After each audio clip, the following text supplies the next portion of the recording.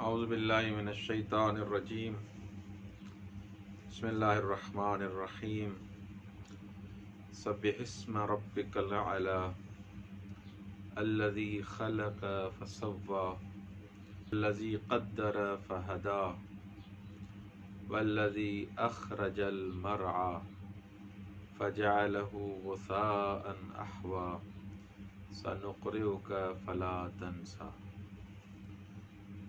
پروردگار عالم آپ کو سلامت رکھے۔ سورہ مبارکہ اعلیٰ کے بارے میں ہماری گفتگو چل رہی تھی اور ہم نے بیان کیا کہ یہ سورہ تسبیح پروردگار سے شروع ہو رہا ہے، اور یہاں پر جو لفظ اعلیٰ کے بارے میں ہم نے بیان کیا، یہ اعلیٰ وہ نہیں ہے جس کے بارے میں کچھ افراد وہم و گمان کرتے ہیں۔ کیسے؟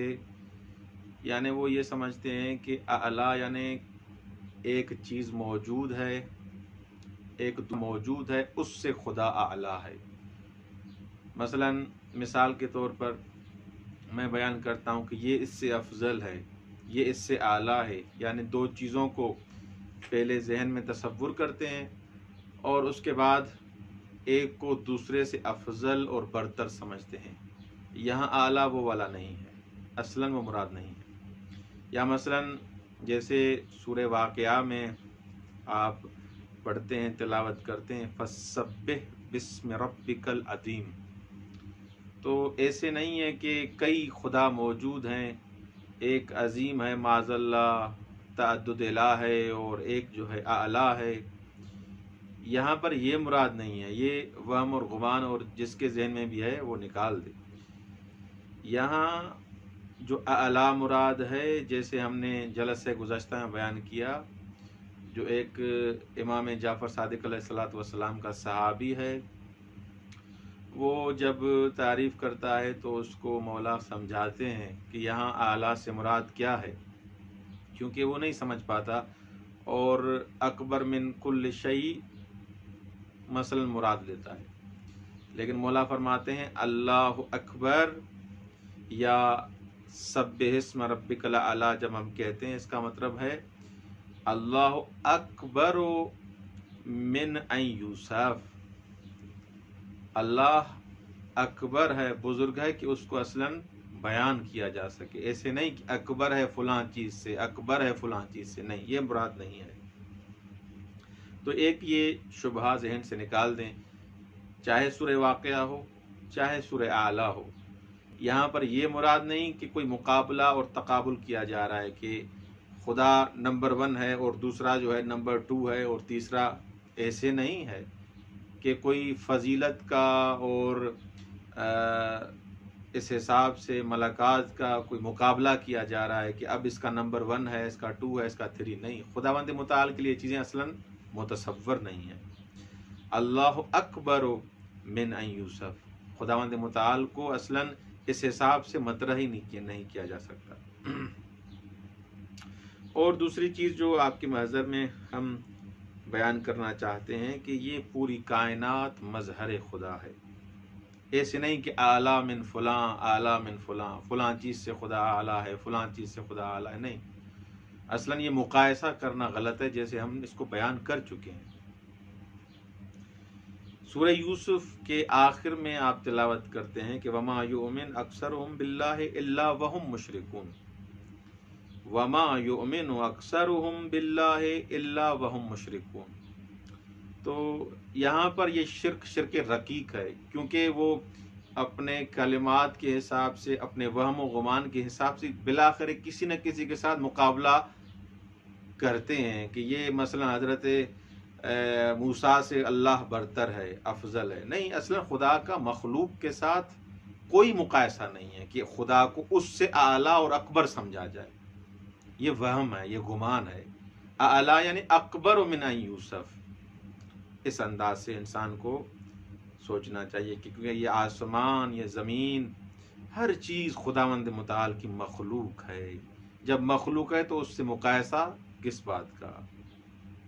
اچھا، جناب فاطمہ زہرا سلام اللہ علیہا کا جو خطبہ ہے، اس کی جب ہم تلاوت کرتے ہیں تو اس خطبے میں جناب سیدہ فاطمہ زہرا سلام اللہ علیہا فرماتی ہیں کہ خداوند متعال کو ہماری خلقت کی ضرورت نہیں ہے۔ کچھ افراد شاید یہ سمجھتے ہیں کہ خداوند متعال ہمارے خلق کرنے کی طرف محتاج تھا، نہیں، کیونکہ خدا تو محتاج نہیں ہو سکتا کسی بھی صورت میں۔ آپ تصور کریں، محتاجی خدا کی طرف نسبت دینا صحیح نہیں ہے۔ وہ غنی مطلق ہے، وہ قادر مطلق ہے، اصلاً وہ ہر چیز سے بے نیاز ہے۔ تو یہاں پر جناب فاطمہ زہرا سلام اللہ علیہا اسی نقطے کی طرف اشارہ کر رہی ہیں اور سمجھانا چاہ رہی ہیں ہمیں کہ خداوند متعال کو ہماری خلقت کی کوئی بھی احتیاج نہیں ہے۔ یہ زمین، یہ مزارع، یہ معادن، ان سب کو اللہ نے خلق کیا، اس آسمان کو، اس زمین کو، یہ سارا سفرہ، یہ دسترخوان خداوند متعال نے انسان کے لیے بچھایا ہے، اور انسان فقط اس لیے خلق کیا گیا ہے تاکہ عبادت کرے۔ اچھا، یہاں پر ایک چیز اور بھی ذہن میں رکھیں۔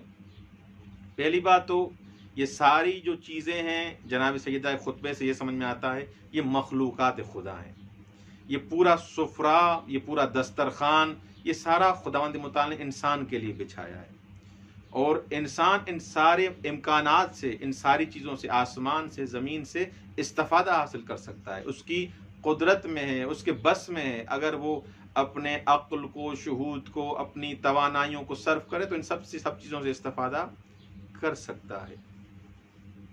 اچھا، آخری بات جو آپ کی محضر میں عرض کروں کہ یہ جو دوسری چیزیں ہیں، مثلا کافر ہو گئے یا انعام ہو گئے، انعام یعنی جانور اور دوسری جو مخلوقات خدا کی ہیں، چاہے اس میں جو بھی چیزیں آ گئیں، یہ سب کی سب تابع انسان ہیں، یعنی ان کو بھی خداوند متعال نے انسان کی وجہ سے بنایا ہے۔ یہ سفرہ، یہ دسترخوان پھر بھی انسان کے لیے پہن کیا گیا، انسان کے لیے بچھایا گیا ہے۔ جیسے خود قرآن مجید کی آیت ہے، متاعا لکم ولانعامکم، یہ آپ کے لیے متاع ہے، یہ حیوانات، یہ ساری چیزیں آپ کے لیے بھی یہ دسترخوان بچھایا گیا ہے۔ اور جو کافر ہیں، جو منکر ولایت علی ابن ابی طالب علیہ السلام ہیں، جو اہل بیت علیہ السلام کو نہیں مانتے، اچھا وہ ان کے لیے کیا کہہ رہے ہیں؟ وہ جو ہیں وہ جانوروں سے بھی بدتر ہیں۔ یہ جو کھا رہے ہیں، پی رہے ہیں جانور یا کافر یا دوسری مخلوقات، یہ آپ کے صدقے میں کھا رہے ہیں۔ جو محب علی ہیں، جو مسلمان ہیں، جو مومن ہیں، ان کی وجہ سے یہ دوسری مخلوقات بالآخر زندہ ہے۔ اصل جو مخلوق جس کی وجہ سے یہ کائنات بنی ہے، جس کی وجہ سے یہ دسترخوان کائنات کا بچھایا گیا ہے، وہ مومنین ہیں، مسلمین ہیں، اور اللہ کے جو نیک عبد ہیں، باقی سارے ان کی وجہ سے کھا رہے ہیں۔ دیکھیے، آپ جب سفر کرتے ہیں تو اس وقت یہ نہیں ہے کہ مثلا رسول خدا صلی اللہ علیہ وسلم کے دور میں اگر کوئی گھوڑے پہ سوار ہوتا تھا، اس کے لیے مستحب تھا کہ سبحان الذی سخر لنا ھذا وما کنا لہ مقرنین، یہ وہ پڑھے نہیں، یہ سبحان الذی سخر لنا یہ آج کے دور میں بھی ہے، یعنی آج کے دور میں جب یہ ہوائی جہاز، یہ کار، یہ پیجارو، یہ موٹر سائیکل، مختلف جو توانائیوں سے یہ چیزیں جو بنائی گئی ہیں، یہ انسان ان سواریوں پہ سوار ہوتا ہے، ان کے لیے بھی مستحب ہے، اس دور میں بھی مستحب تھا، اگلے دور کے لیے مستحب ہے۔ مسئلہ یہ ہے کہ سخر لکم ما فی السماوات والارض، یہ پوری کائنات جو بھی اس کائنات میں ہے، چاہے آسمان میں چاہے زمینوں میں، سخر لکم، یہ آپ کے لیے مسخر کیا گیا ہے، یہ آپ کے لیے سب چیزیں بنائی گئی ہیں۔ تو یہ کسی کے ذہن میں نہ ہو کہ مثلا رسول خدا کے دور میں جو انسان گھوڑے پہ، کھچر پہ یا کسی اور سواری پہ سوار ہوتے تھے، ان کے لیے یہ دعا پڑھنا مستحب ہے، نہیں، آج بھی مستحب ہے۔ اور اس دعا کا ہدف اور سمجھنا یہ ہے کہ اے انسان، یہ سب کچھ تیرے لیے بنایا گیا ہے۔ اور یہاں پر جو ایک قرآن کی آیت ہے، اس کے بارے میں بھی کچھ افراد شبہ کرتے ہیں، اس کا میں جواب دوں اور اپنے عرائض کو تمام کروں کہ قرآن مجید کی آیت ہے وما خلقت الجن والانس الا لیعبدون، ہم نے جنوں اور انسانوں کو خلق کیا ہے کس کے لیے؟ عبادت کے لیے۔ تو یہاں پر کیا ہے؟ لام جو لیعبدون میں ہے، لام کون سا ہے؟ لام غایت ہے۔ اچھا، یہاں پر کیا ایک چیز جو بیان کرتی ہے کہ لیعبدون، خداوند متعال نے جو خلق کیا ہے انسان کو تاکہ وہ عبد بنے، کیا وہ اس نے اپنے معبود ہونے کے لیے خلق کیا ہے؟ یہ بہت دقیق چیز آپ کے حوالے کر رہا ہوں، انشاءاللہ اس سے سب استفادہ کریں گے۔ لیعبدون یعنی کیا؟ یعنی خداوند متعال نے تمام انسانوں کو اور جنوں کو خلق کیا ہے تاکہ آپ کیا کریں؟ عبد بنیں، اور اپنے معبودیت کے اظہار کے لیے خداوند متعال نے ہمیں خلق کیا ہے کہ وہ معبود بنے۔ یعنی دوسرے الفاظ میں ایسے بیان کروں، العیاذ باللہ، خدا کو معبود ہونا تھا اسی وجہ سے ہمیں خلق کیا؟ نہیں۔ کسی بھی آپ مفسر، بزرگوار، عالم سے آپ پوچھیں گے لیعبدون یعنی خداوند متعال نے جنوں اور انسانوں کو خلق کیا تاکہ تم عبد بنو، نہ کہ وہ معبود۔ وہ تو غنی مطلق ہے، وہ تو بے نیاز ہے، اس کو تمہارے عبد بننے کی ضرورت تھوڑی ہے، تمہیں عبد بننے کی ضرورت ہے، تمہیں عبد بننے کی ضرورت ہے۔ وہ اس کو تو ضرورت نہیں کہ وہ معبود کسی چیز کے لیے مثلا معبود بنے، وہ تو کسی چیز کا محتاج نہیں ہے کہ مثلا تمہیں خلق کر کے اپنے معبودیت کا اظہار کرے، نہیں، اصل یہ مراد نہیں ہے۔ مراد یہ ہے کہ تم عبد بنو، تم اس مقام تک پہنچو۔ لیعبدون، تمہاری عبدیت کے لیے تمہیں خلق کیا گیا ہے، نہ کہ وہ اپنی معبودیت کا کے لیے یا اظہار کے لیے خداوند متعال نے خلق کیا ہے۔ اچھا، اس کے لیے دلیل تو یہ پہلی بات یہ تو واضح ہے کہ خداوند متعال کسی چیز کا محتاج نہیں ہے۔ دوسری یہ قرآن مجید کی یہ آیت، مثلا جو افراد کہتے ہیں نا کنت کنزن مخفیہ، میں مخفی خزانہ تھا اور پھر میں نے چاہا کہ خلق کروں، بہرحال یہ اس انداز سے کوئی سوال کر سکتا ہے، تو ان کے جواب میں ہم کہیں گے سورہ مبارک ابراہیم کی یہ آیت تلاوت کریں جو حاکم ہے اس آیت پر۔ خوب، ہمیں جو ساری آیتیں ہیں قرآن کی سب پر وہ یہ آیت حاکم ہے۔ ان تکفروا انتم ومن فی الارض جميعا فإن اللہ لغنی حمید۔ یعنی کیا؟ اس آیت میں کیا خداوند متعال فرما رہا ہے؟ اس آیت میں خداوند متعال کا ارشاد یہ ہو رہا ہے کہ پوری کائنات اور جو بھی افراد زمین میں ہیں، ہر چیز خدا کا انکار کر دے، کیا خدا کی اس رحمانیت اور ربانیت اور للہیت میں کوئی فرق پڑے گا؟ اصلاً ابدا۔ وہ غنی مطلق ہے، وہ بے نیاز ہے ان چیزوں سے، تم اس کی عبادت کرو نہ کرو اس پر کوئی فرق نہیں پڑتا، تم اس کے عبد بنو نہ بنو اس پر کوئی فرق نہیں پڑتا۔ یعنی پوری زمین میں، پورے آسمان میں، ہر جگہ چرندے، پرندے، انسان، حیوان، جن، کوئی بھی خدا کی عبدیت نہ کرے، کوئی بھی خدا کی تسبیح نہ کرے، کیا خدا پر کوئی فرق پڑے گا؟ بہت دقیق نقطہ ہے، اصلاً و ابدا خدا پر کوئی فرق نہیں پڑے گا۔ یہ سورہ ابراہیم کی یہ آیت ذہن میں رکھیں کہ خداوند متعال کو ہماری عبادت کی ضرورت نہیں ہے، بلکہ ہمیں ضرورت ہے، تاکہ خلق کیا ہمیں خدا نے تاکہ ہم عبد بنیں، نہ کہ اس نے اپنے معبود بننے کے لیے ہمیں خلق کیا ہے۔ اچھا، آخری نقطہ اور التماس دعا وہ یہ کہ دیکھیں خداوند متعال کیا ہے، جیسے ایک شخص آیا، اسی چیز کی توضیح میں بیان کرنا چاہتا ہوں، کیونکہ اہل بیت علیہ السلام کا کلام نور ہے، کلامکم نور، ان سے استفادہ کیا جائے۔ مرحوم ابن بابویہ قمی رضوان اللہ تعالی علیہ نے سوال کرتے ہیں، کیا کہتے ہیں، امام علیہ السلام سے کہ خداوند متعال جواد ہے، اس کا مطلب کیا ہے؟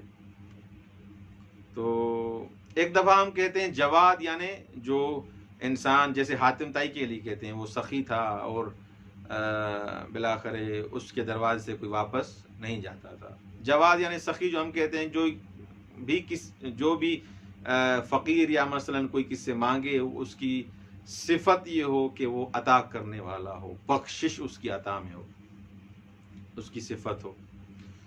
تو ہم انسان کے لیے جب کہتے ہیں کہ یہ جواد ہے، یہ سخی ہے، تو اس کا مطلب یہ ہے کہ جو اس پر تکلیف الہی ہے، ذمہ داری ہے، خمس دینے کے حساب سے، صدقات دینے کے حساب سے، زکوٰۃ دینے کے حساب سے وہ ادا کر رہا ہے، فقیروں کی مدد کر رہا ہے، غرباء کی مدد کر رہا ہے، مسکینوں کی مدد کر رہا ہے، اس کو جواد کہا جائے گا، کیونکہ یہ عطا کر رہا ہے، سخی ہے۔ اچھا، لیکن خداوند متعال کے لیے اگر ہم جواد کہیں، کیا خداوند متعال ہمیشہ دے تب جواد ہے، یا اس کا نہ دینا بھی جوادیت ہے؟ یہ نکتہ ہے۔ یعنی کیا؟ یعنی خداوند متعال ہمیں دے، رزق دے، مال دے، دولت دے، اولاد دے تب جواد ہے، یا اس کا نہ دینا بھی جوادیت ہے؟